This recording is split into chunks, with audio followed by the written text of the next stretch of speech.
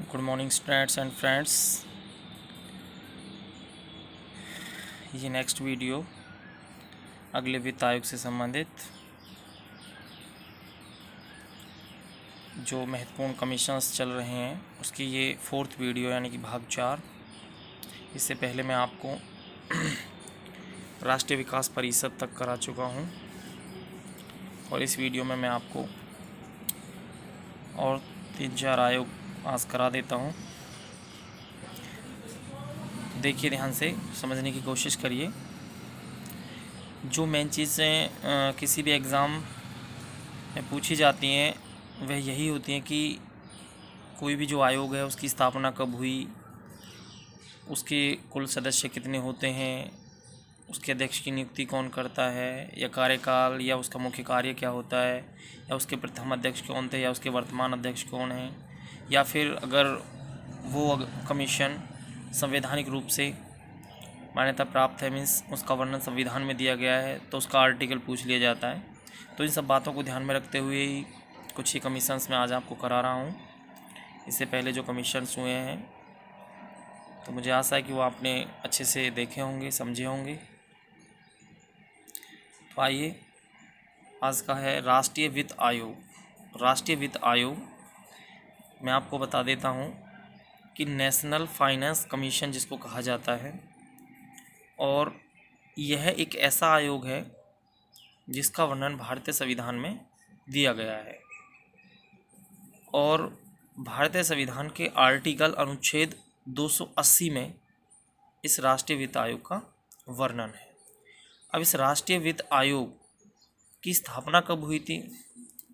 इस आयोग की स्थापना हुई थी 1951 में। अब प्रथम जो ये वर्ड लिखा हुआ है, इस प्रथम का मतलब है कि जो राष्ट्रीय वित्त आयोग है वो तो एक कमीशन है ही, परंतु हर 5 वर्ष के बाद इसमें एक आयुक्त की नियुक्ति होती है।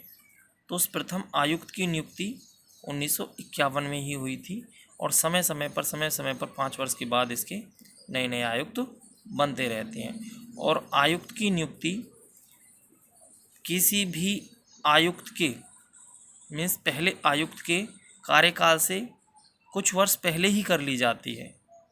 इट मीन्स मान लीजिए 1951 में इसकी नियुक्ति की गई और 5 वर्ष यानी कि 1956 में इसको रिटायर्ड होना है, ठीक है। तो 1954-55 में यानी साल 1.5 साल पहले ही गवर्नमेंट ऑफ इंडिया, भारत सरकार के माध्यम से जो है अगले वित्त आयोग का जो आयुक्त होता है उसका नाम जो है सरकार उजागर कर देती है। तो प्रथम जो वित्त आयोग बना था 1951 में। अगर इसकी रचना की हम बात करें तो इसमें कुल 6 सदस्य होते हैं, जिसमें एक अध्यक्ष, 4 सदस्य और एक सचिव होता है। 6 मिलकर अपना कार्य करते हैं और बाकी तो इनसे नीचे बहुत सारे कर्मचारी डिपार्टमेंट में अर्थात आयोग में लगे रहते हैं। नियुक्ति की अगर बात करें तो बहुत ही सिंपल है और मैं पहले भी बता चुका हूँ। ज़्यादातर देश के आयोग के आयुक्तों की नियुक्ति राष्ट्रपति के द्वारा की जाती है। अब ये यहाँ थोड़ा ध्यान देने योग्य बातें हैं कि वैसे तो देश का वास्तविक शासक राष्ट्रपति नहीं बल्कि प्रधानमंत्री होता है। राष्ट्रपति तो नाममात्र शासक है। प्रधानमंत्री जी अपने मंत्रिमंडल के साथ सारी बातें डिसाइड करते हैं, फिर किसी व्यक्ति का नाम आगे लाते हैं और राष्ट्रपति को उस व्यक्ति का नाम दे दिया जाता है। फिर राष्ट्रपति ऐसे व्यक्ति को जो है किसी भी आयोग का आयुक्त बना देता है। तो एक प्रक्रिया होती है और इसके आयोग के कार्यकाल की अगर बात करें तो 5 वर्ष है। 5 वर्ष के लिए निश्चित कार्यकाल इसका होता है। और कार्यकाल में वो क्या क्या कार्य करता है तो बहुत ही आसान है कि जो राष्ट्रीय वित्त आयोग है वो देश लेवल पर है, तो देश लेवल पर वो करों का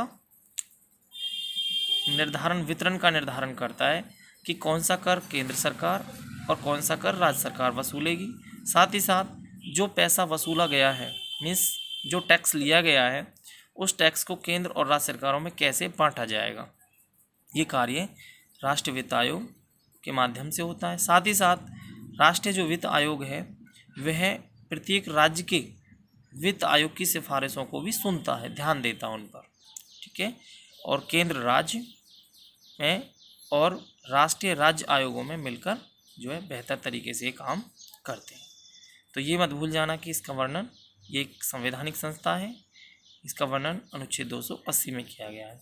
और बात करें कि उस समय जब प्रथम अध्यक्ष बनाए गए थे, प्रथम इसके आयुक्त बनाए गए थे आयोग के, तो उनका नाम था KC नियोगी। तो वर्तमान जो अध्यक्ष है वो आप गूगल से सर्च कर सकते हैं, क्योंकि मैं जितने भी कमीशंस मैंने कराए हैं और करा रहा हूँ उसमें मैं प्रथम इसलिए बता देता हूँ क्योंकि वो बन चुके हैं।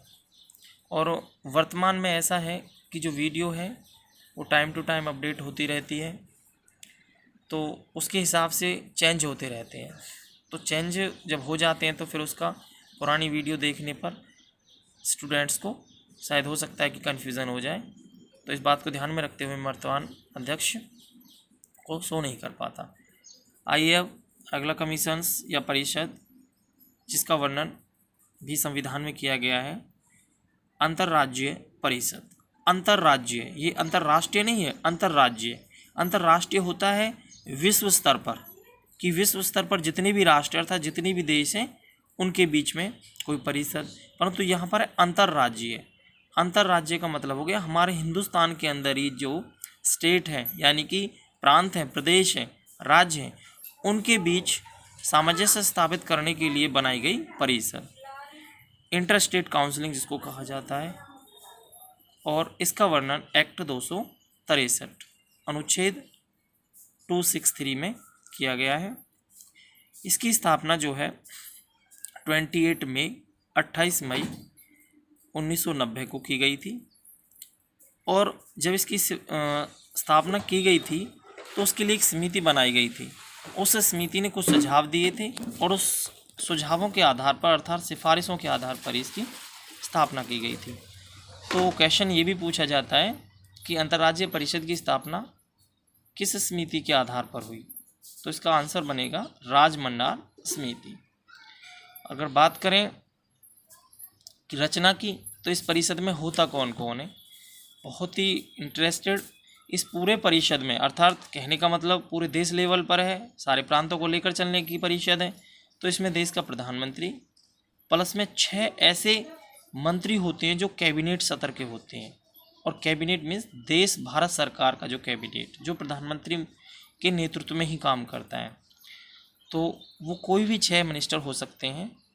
वैसे तो महत्वपूर्ण विभागों के ही होते हैं, जैसे कि देश का गृह मंत्री, कानून मंत्री, कृषि मंत्री, इस तरीके से 6 मंत्री जो है प्रधानमंत्री के साथ होते हैं। प्लस में जितने भी मुख्यमंत्री हिंदुस्तान के अंदर, देखो ये काफ़ी पहला बना हुआ है, तो मैं आपको कहना चाहूँगा कि हिंदुस्तान में भारत सरकार में भारत देश में अब फ़िलहाल एट प्रेजेंट राज्यों की अगर बात करें तो वो जम्मू कश्मीर जो राज्य था उसको तो अब केंद्र शासित प्रदेश बना दिया, तो 29 में से एक राज्य कम हो गया 28, तो 28 राज्य और 2 हमारे केंद्र शासित प्रदेश ऐसे हैं जहां पर विधानसभाएं, दिल्ली और पांडिचेरी। तो 28 और 2 30 मुख्यमंत्री एट प्रेजेंट देश के अंदर। और बात करें जम्मू एंड कश्मीर में लद्दाख और कश्मीर की, तो वहां पर अभी स्थिति देखते हैं कि विधानसभा का चुनाव आगे होता है या फिर वहां से विधानसभा ख़त्म कर दी जाएगी, परंतु विधानसभा वहां से ख़त्म नहीं की जाएगी, वहां पर विधानसभाएं दोनों केंद्र शासित प्रदेशों में काम करेंगी। तो फिर आप कह सकते हो कि 28 राज्य और एक दिल्ली, एक पांडिचेरी, एक कश्मीर और एक लद्दाख, ये 4 आपके केंद्र शासित प्रदेश ऐसे बन जाएंगे जहां पर विधानसभाएं होंगी। और जहां विधानसभाएं होंगी सीधी सी बात है वहां पर मुख्यमंत्री अर्थात सीएम बनेंगे। तो 32 मुख्यमंत्री, चलो जो भी है, कुल मिला के ध्यान रखो कि अंतर्राज्यीय परिषद की जो रचना है उसमें प्रधानमंत्री के साथ 6 कैबिनेट स्तर के मंत्री होते हैं और सभी राज्यों के मुख्यमंत्री भाग लेते हैं। अब कार्य क्या करते हैं इस परिषद के जो सदस्य होते हैं वो हैं राज्यों के मध्य उत्पन्न विवादों का समाधान। अब जब इतने राज्य हैं, हर किसी के राज्य के बीच में कहीं ना कहीं कोई ना कोई टकराव की स्थिति बनी रहती है।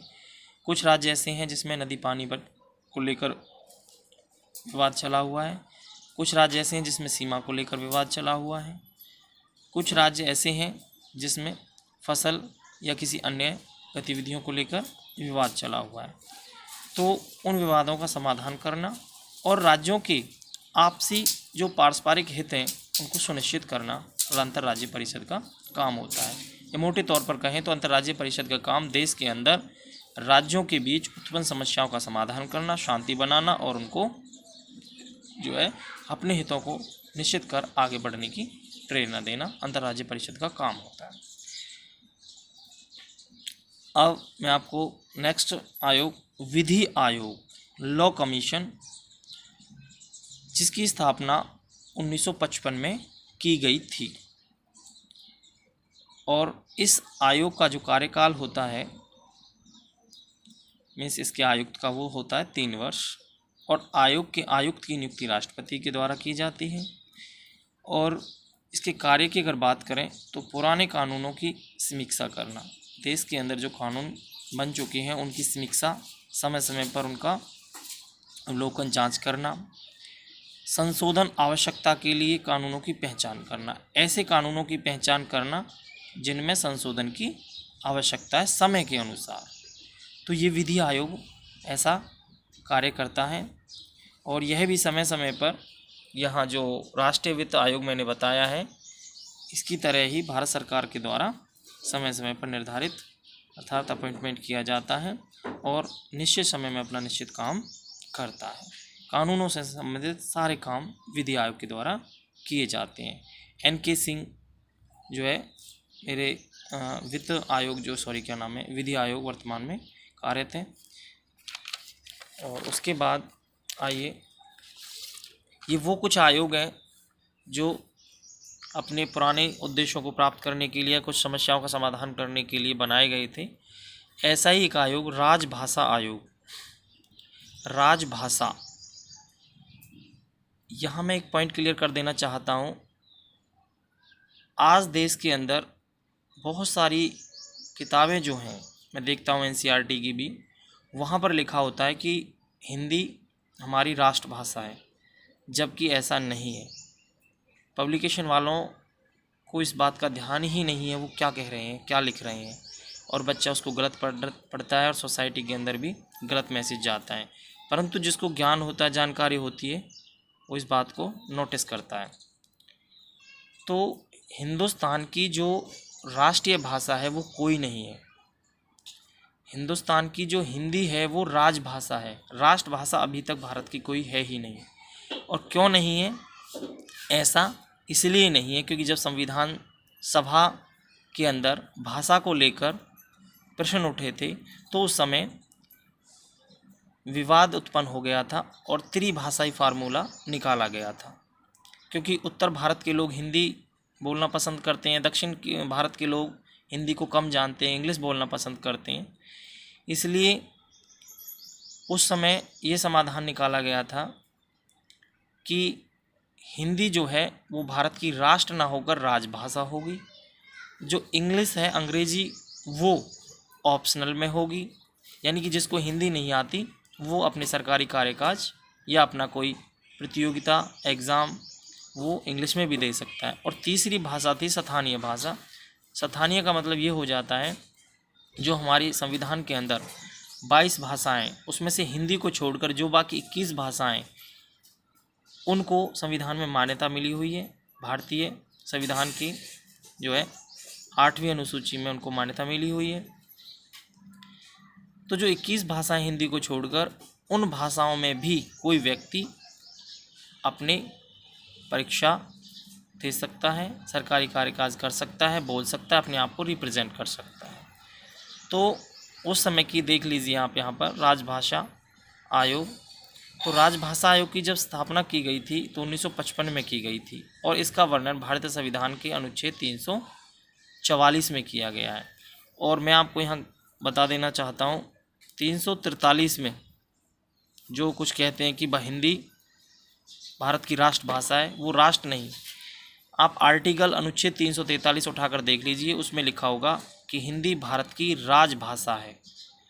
और उस राजभाषा को आगे बढ़ाने के लिए, उसके महत्व का प्रचार प्रसार करने के लिए ये सब अनुच्छेद काम है, जो कि अनुच्छेद 343 से लेकर 356-57 तक ये दिए गए हैं। तो 344 में राजभाषा की व्यवस्था की गई है, राजभाषा आयोग की व्यवस्था की गई है।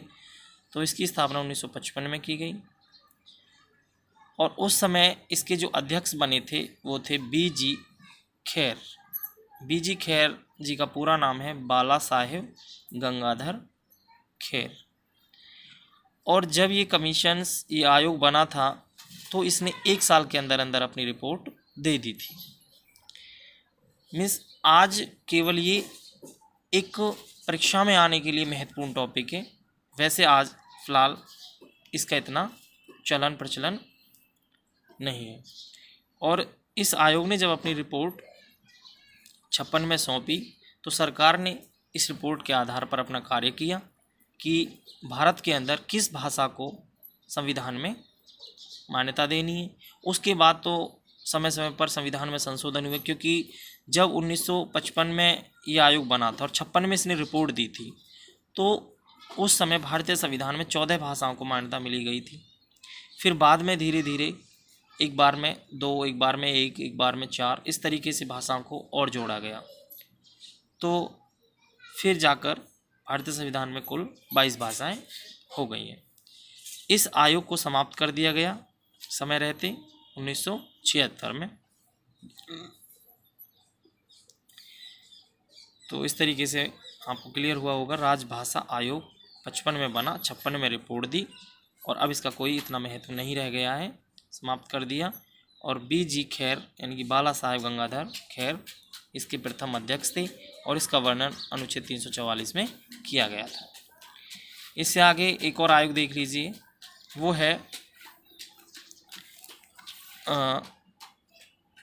राज्य पुनर्गठन आयोग।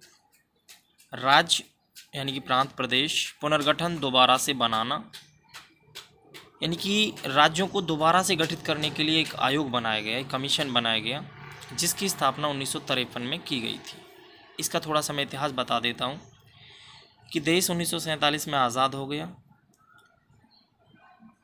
1949 में संविधान बनकर तैयार हो गया और 26 जनवरी 1950 में संविधान लागू हो गया। तो यहाँ ये ध्यान देने योग्य बातें हैं कि उस समय आज की स्थिति जैसे राज्य भारत में नहीं थे। उस समय राज्यों की संख्या बहुत कम थी और राज्यों को कैसे, किस आधार पर बनाया जाए, इसी के लिए इस आयोग की स्थापना की गई थी। तो सबसे पहला जो राज्य बना था भाषा के आधार पर वो था आंध्र प्रदेश। उसके बाद आंध्र प्रदेश जो बना वो 1953 में ही बना था। हालांकि वो इसलिए क्योंकि वहाँ एक गांधीवादी नेता थे श्री रामलू पोटली, क्योंकि उनका मानना था, और वहाँ तमिलनाडु के अंदर जो कुछ तेलुगु भाषाई लोग थे उनका भी मानना था कि हमें आंध्र प्रदेश अलग राज्य चाहिए। तो उन्होंने मांग की, परंतु सरकार ने उनकी तरफ कोई ध्यान नहीं दिया। उसके बाद वो अनशन पर बैठे और लगभग 56 दिन की अनशन के बाद, 56 दिन पर अनशन के बैठने के बाद उनका देहांत हो गया। जनता में रोष प्रकट हुआ और पंडित जवाहरलाल नेहरू जी जब उधर गए तो उनका बहिष्कार किया गया और आंध्र प्रदेश राज्य को बनाने की मांग उठी। तब जाके केंद्र सरकार ने इस कमीशन को भी बनाया और इस कमीशन से पहले 1952 में आंध्र प्रदेश को एक अलग राज्य बनाने की घोषणा कर दी थी, परंतु संवैधानिक रूप से उसको मान्यता दी गई 1953 के बाद, जब 55 में इस आयोग ने अपनी रिपोर्ट सौंप दी और 1 नवंबर 1956 में इस रिपोर्टों को, या रिपोर्ट के आधार पर जो सिफारिशें मिली थी उनको लागू कर दिया गया। थोड़ा सा बता देता हूँ कि राज्य पुनर्गठन आयोग की स्थापना 1953। इस आयोग में कुल 3 सदस्य थे। इस आयोग के जो अध्यक्ष थे वो थे फजल अली, और दो जो अन्य सदस्य, बहुत ही एग्जाम में पूछा जाता है क्वेश्चन, दो जो अन्य सदस्य थे उनमें से एक थे हृदयनाथ कुंजरू और दूसरे थे के.एम. पनिक्कर। इन तीनों ने मिलकर बहुत बेहतर कार्य किया, पूरे हिंदुस्तान का भ्रमण किया एक प्रकार से अपने कर्मचारियों के साथ, और 2 वर्ष के अंदर इन्होंने रिपोर्ट सौंपी और रिपोर्ट में कहा कि 16 राज्य और 9 केंद्र शासित प्रदेश बना दिए जाएं। परंतु भारत सरकार ने इनकी सिफारिशों में थोड़ा संशोधन करते हुए 14 राज्य और 6 केंद्र शासित प्रदेश बनाए। 7वां बाद में बना, और वो तो समय फिर इतिहास उठाकर देखेंगे तो, या फिर भारत की पॉलिटिकल स्थिति उठाकर देखेंगे तो जब क्लियर होता है। यहाँ पर इतना ही बताऊँगा कि राज्य पुनर्गठन आयोग ने अपना काम किया, सिफारिशें दी, उन सिफारिशों में थोड़ा परिवर्तन करके भारत सरकार ने 14 राज्य और 6 केंद्र शासित प्रदेश बनाए, और 15वां जो राज्य था वो आंध्र प्रदेश ही था, जो भाषा के आधार पर स्थापित किया गया, गठित किया गया। तो इस आयोग की 3 डेटें ध्यान रखना, स्थापना 1953 और रिपोर्ट 1955। इन रिपोर्टों को भारत सरकार ने लागू किया 1 नवंबर 1956।